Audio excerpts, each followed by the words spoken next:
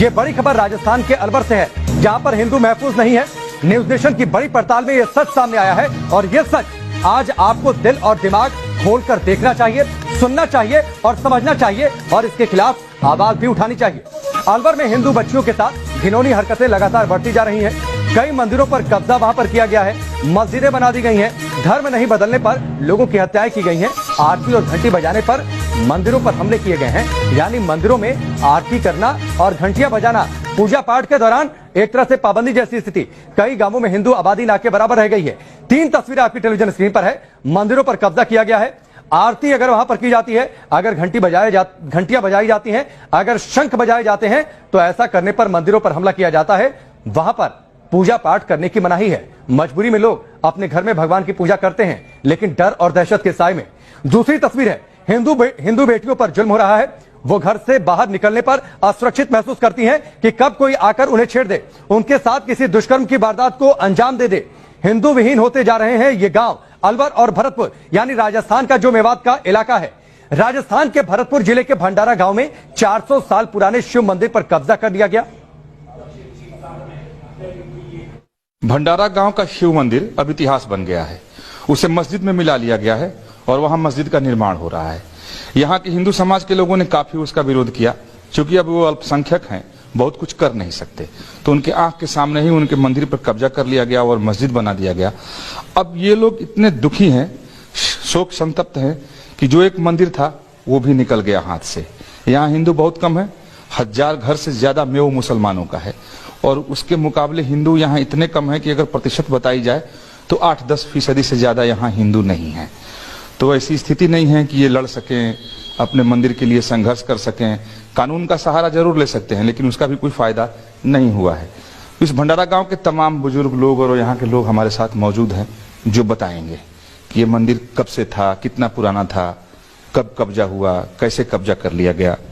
आपका शुभ नाम क्या है? ग्यासी राम जी। ये जो मंदिर है था, ये कितना पुराना था? ये सब हमारे बाप दादाओं परदादाओं के सामने से चला रहा है, जब पुराना मंदिर। और मेरी उम्र भी 75 साल की होगी। इसमें सेवा पूजा करते रहे हम। अब साहब मुसलमानों ने मतलब ये मंदिर ये खराब कर दिया, बनाने नहीं दिया और सेवा पूजा नहीं करने देते।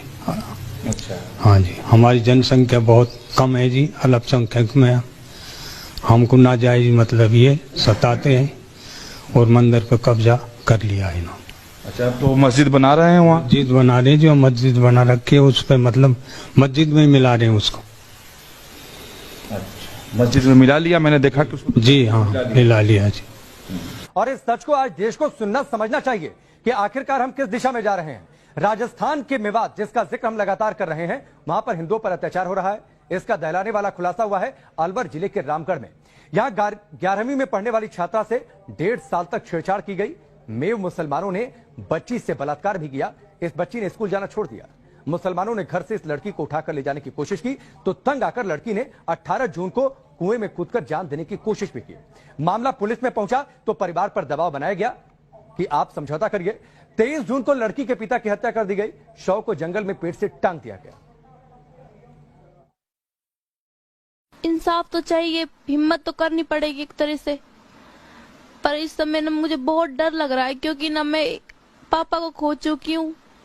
कोई भरोसा नहीं कि मेरे भाइयों तक की मुसीबत बन जाए। अब तक मैं मजबूत हूँ बयानों पे, लेकिन आगे पता नहीं, क्योंकि धमकियां तो अब भी है हमारे पास। कहा गया है कि एक लाश बिछ गई, आगे जाने कितनी लाश बिछ सकती है, कोई भरोसा नहीं है। ना मुझे ना 1.5 सालों में मुझे इतना घुटन कर दिया उन्होंने मेरे अंदर, ना मुझे खुद को घुटने पर मजबूर कर दिया उन्होंने।